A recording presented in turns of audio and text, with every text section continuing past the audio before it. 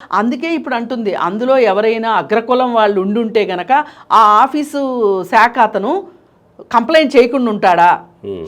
ఆ ఆఫీసర్కి ఇంత ఆలోచించాల్సిన అవసరం లేదు మామూలుగా అయితే.